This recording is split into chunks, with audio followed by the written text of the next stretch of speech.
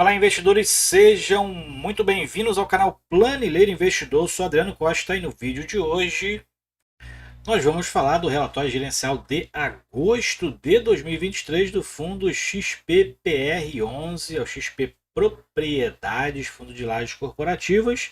Então fique conosco que a gente vai falar do relatório gerencial e também uma pequena análise financeira através de seus informes trimestral e mensal para saber como é que está a saúde financeira do fundo, ok?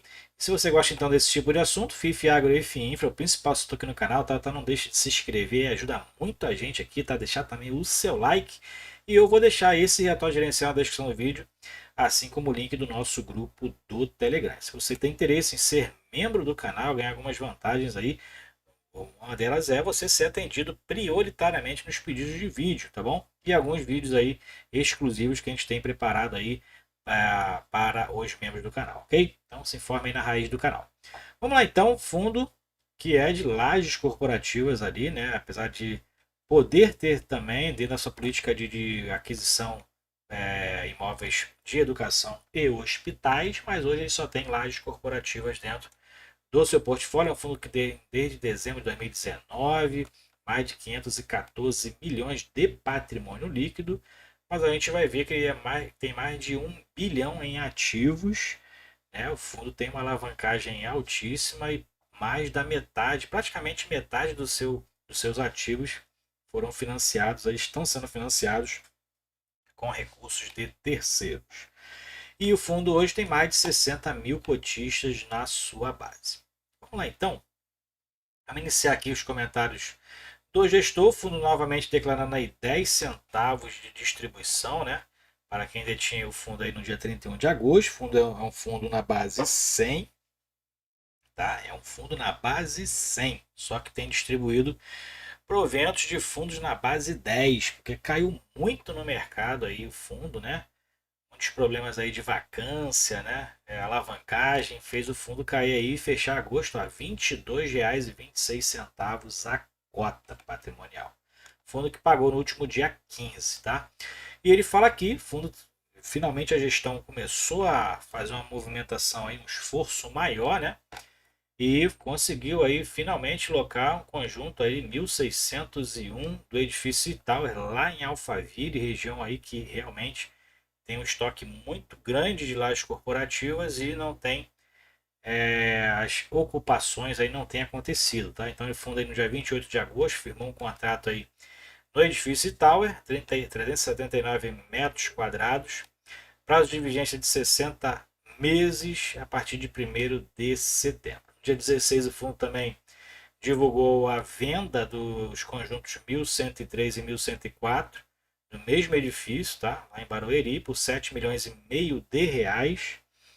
E o recurso já foi utilizado para amortizar aí saldos de obrigações que o fundo tem com operações de securitização de recebíveis ou os CRIs aí, as obrigações que ele tem perante alguns credores. Bom, mais para baixo a gente vai verificar que ele cita aqui, né, na página 10, tem alguns gráficos ali falando sobre a alavancagem do fundo, a gente vai chegar lá.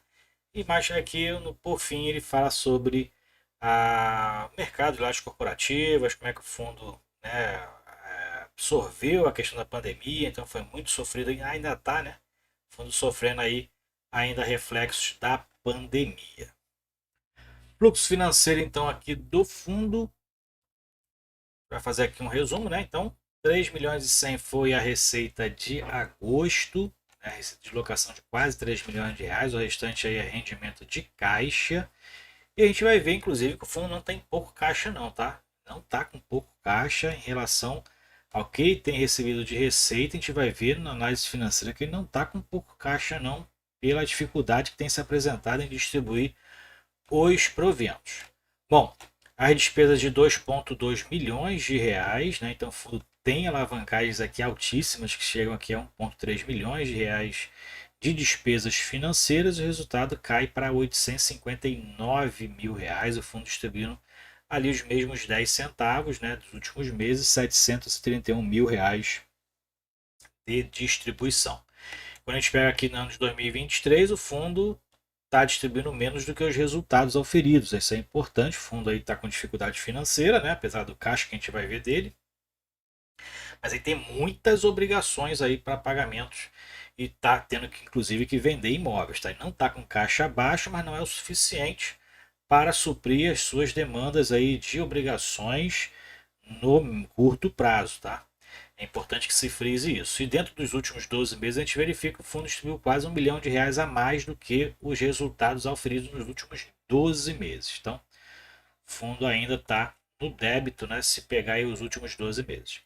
Dentro do resultado financeiro, a gente verifica então aqui que o fundo tem resultados aqui muito ruins, né, dentro da distribuição por cota, por exemplo, e tem mantido os 10 centavos de distribuição.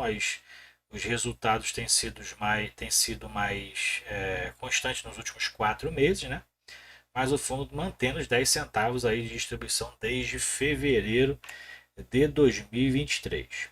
E aqui a distância que ele está hoje em relação ao seu valor patrimonial. O fundo está bem distante realmente aqui do valor patrimonial, em torno aí de quase, na verdade, quase 70% descontado no mercado. Um pouquinho menos, né? Mas quase 70% descontado não, mas abaixo do seu valor patrimonial, né? E aqui a gente verifica que a tendência, né, o preço baixo no mercado, a liquidez também acaba reduzindo, né, acompanhando o preço de mercado. Então está em torno de R$ 300 mil o volume negociado no mês. E aqui a gente verifica que o giro de cotas até foi um pouquinho acima da média, 4,7%, né? Normalmente gira entre 2% e 3%, e o volume negociado foi pouco mais de 7,6 milhões de reais. Mais para baixo a gente vai verificar a rentabilidade. Então o fundo teve inclusive um pequeno aumento ali no valor do preço de mercado de 0,15% de ganho de capital, né? Isso aqui é em relação ao início de agosto, né? Não em relação ao valor patrimonial, mas a cota no início de agosto e a cota no final de agosto valorizou em 0,15%. E mais, o retorno aqui do fundo foi de 0,18% negativo, né? Dentro ali do total, então, apurado. Bom, mais para baixo a gente vai verificar o portfólio, nada mudou, 97% são imóveis, 100% dos contratos são contratos típicos, ainda a maioria aqui representando maiores percentuais da sua receita, a Shopee, que tem contrato um pouquinho mais longo. A gente vai ver esses prazos dos contratos aqui dentro do informe, dos informes, tá? Então tem aqui os percentuais, o principal locatário é a Shopee, comércio eletrônico, né? GPM e GPM é a principal correção dos contratos, 60% o outro é o IPCA. E a gente verifica que nas próximas atualizações contratuais, o principal vai ser em impacto maior, né? Vai ser em outubro, 23% da sua receita será reajustada, e o vencimento dos contratos, 88% só vence a partir de 2025. Mas 2025 já está logo ali, né? Daqui a 2 anos, a menos de 2 anos, né? Já é 2025, então é bom ampliar um pouquinho aqui esse gráfico para a gente ter pelo menos uma noção de médio prazo, né? Importante aí a XP fica olhando para isso aí, porque os relatórios estão vindo com esses prazos aqui muito curtos. A gente pensa que é alguma coisa importante, mas não é, porque o 2025 já é daqui a 1 ano e 3 meses. Bom, aqui a gente verifica a vacância, a evolução da vacância, que na verdade não está tendo uma evolução muito boa, né? Reduziu agora 1% em relação a julho, com aquela ocupação lá no E-Tower.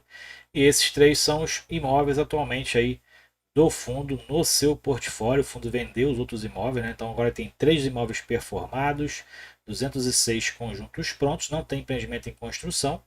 São 14 locatários, sem inadimplência, e vacância física 46%, e a vacância financeira também 46%. Finalmente eles me ouviram e igualaram esse valor, né? Porque não tem sentido você falar que tem 0% de vacância financeira tendo 46% de vacância física, sendo que você não está recebendo por nada dessa vacância física, né? Então não tem sentido. Finalmente eles me ouviram e igualaram aqui a 46%. É claro que eu não sei se foi isso, né? Mas eu sempre reclamei aqui que esse 0% não tinha sentido.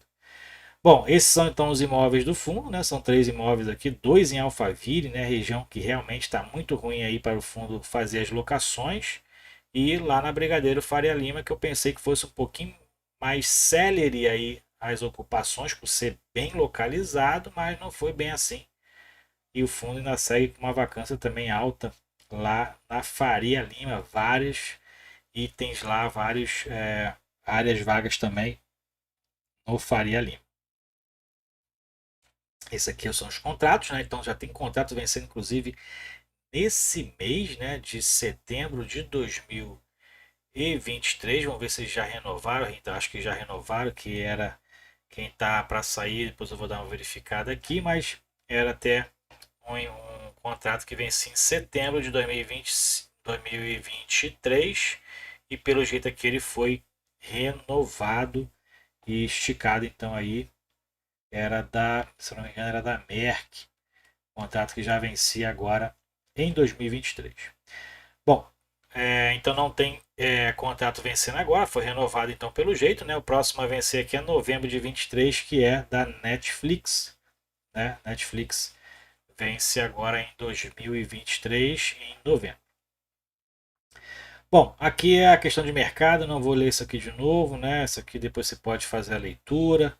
Então, aqui na página 10 ele dá a lista das alavancagens que o fundo tem atualmente, são 588 milhões de saldo devedor ainda. O fundo tem uma alavancagem altíssima, né, ainda a pagar relativo às aquisições do eTower, do Evolution, e esse REC 2017 é do Faria Lima, tá? É do Faria Lima, 197 milhões aí que o fundo ainda tem a pagar.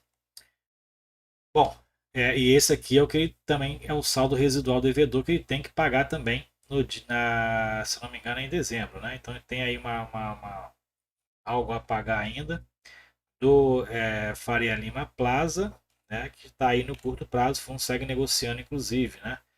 Bom, vamos partir lá para a análise financeira do fundo. Então a gente vai verificar aqui dentro da análise financeira, como você já acompanha alguns fundos aqui, a gente falando dos fundos de crédito. Esses informes dos fundos de tijolo são um pouquinho diferentes, né? Ele tem aqui os imóveis reais, né? Aqui estão então as matrículas que ele tem no edifício Evolution, aqui no Itaú e aqui no Faria Lima. E aqui nos dois imóveis que ele já vendeu, né, inclusive, né? Aqui são os contratos, né, o prazo de vencimento aí dos contratos, os percentuais. Então, 69% deles vence a partir de 36 meses. O principal índice é o IGPM. E aqui são os contratos, né, como ele está no trimestral, isso aqui foi o encerramento do semestre. Tinham aqui de setembro de 23 da Nubank, que não está mais naquela lista lá dos relatórios, né? Do relatório. Vamos voltar lá para o relatório então. Vamos ver aqui a Nubank, se foi renovada, né? Importante de acompanhar isso aí. Vamos ver se a Nubank aqui na lista dos locatários. Não vejo a Nubank aqui. Não vejo a Nubank aqui. Então não tem informações. Se a Nubank tem outro nome, eu não sei, mas não está aqui na listagem dos imóveis dos locatários, né, dos imóveis do fundo. Bom, então vamos depois procurar saber aí informações do vencimento do contrato da Nubank lá no edifício Rebouças, mas na verdade o edifício Rebouças ele foi vendido, né? Em que o Evolution, o E-Tower, a Faria Lima, então o edifício Rebouças foi vendido, então realmente não está mais na listagem do fundo. O edifício Santa Catarina também foi vendido, então esses dois aqui, Nubank e Ocean, não está mais na listagem do fundo, né? Por conta disso. Aqui são participações que o fundo tem, ó. Essa participação é REC 2017 é da Torre Faria Lima, né? O edifício Faria Lima, 413 milhões de reais. Aqui são os fundos que ele tem na carteira. Na verdade é onde ele investe o caixa do fundo, tá? Isso aqui é os investimentos de caixa e esses são os ativos de necessidade de liquidez, ou seja, as disponibilidades, né? Provavelmente a soma disso aqui é a soma disso aqui. E os aplicados em renda fixa é exatamente esses 17 milhões que estão aplicados aqui em cima, tá? Então o fundo tem aí um valor considerável de quase 18 milhões de reais, né? Quase 17 milhões e meio de reais investidos e em disponibilidade de caixa, né? Por isso que eu falei, é um valor considerável, mas o fundo tem aquelas obrigações lá, né? A obrigação por exemplo, que a gente viu lá de 25 milhões, né, a pagar lá do edifício Faria Lima. Então é um caixa alto em relação aos resultados que ele tem oferido, mas não é o suficiente para cobrir as suas dívidas. E o que a gente verifica aqui, ó, o fundo tem distribuído menos nesse semestre, menos do que 100%, ele tem feito aí um caixa, né, mantido um caixa mensal ali de sobra de caixa, né, 97% e meio é o que ele distribuiu no semestre. Quando a gente vai para o mensal, a gente verifica aqui, é um fundo com mais de 1 bilhão em ativos, né? 1,008 bilhão em ativos, patrimônio líquido de 514 milhões, ou seja, metade é financiado com os passivos, que são os recursos passivos exigíveis, né? Não exigíveis, que são financiados com recursos de terceiros, né? E a gente verifica aqui que ele encerrou o caixa, né? Acumulou um pouquinho mais, 18,2 milhões em caixa. E quando a gente vai lá nos valores a receber, a gente verifica que o fundo tem valores a receber. De aluguel, provavelmente aluguel de agosto, que vai ser recebido agora em setembro, que vai vir para o próximo relatório, né? 15,3 milhões de venda de imóveis, ainda do que ele vai receber, e 2 milhões, um pouco mais de 2 milhões de outros valores a receber. E quando a gente vem aqui para o caixa, então o passivo, na verdade, né? Total do passivo, o fundo tem aí diversos passivos a pagar. Ó. Adiantamento de venda de imóveis 75 milhões, 389 milhões de obrigações por securitização de recebíveis ou os CRIs do fundo, né? E outros valores a pagar de 27 milhões e meio, provavelmente esse aqui que ele tem que arcar agora no curtíssimo prazo, tá? Esses 27 milhões e meio, mas ele está com 18 milhões em caixa. Então o total de passivo do fundo é quase meio milhão de reais. Então praticamente metade dos seus ativos são financiados com recursos de terceiros, ok? Então o fundo aí segue, né, um caixa alto, porém uma dívida ainda alta a pagar que o caixa ainda não cobre, isso olhando os valores aqui frios dos relatórios dos informes mensais, ok? É isso aí, se você gostou do vídeo, deixe seu like, se inscreva no canal, compartilhe com a gente se você é curtido do XPPR11. Eu não sou curtido do XPPR11, tá? O fundo segue aí tentando uma gestão mais ativa, né? Tentando se recuperar. Primeira coisa que tem que fazer é reduzir realmente a vacância para a receita dar uma aumentada aí, né? Mas está difícil, né? A Alphaville ainda está um elefante branco aí para muitos fundos, ok? Fique com Deus, até o próximo vídeo. Tchau, tchau.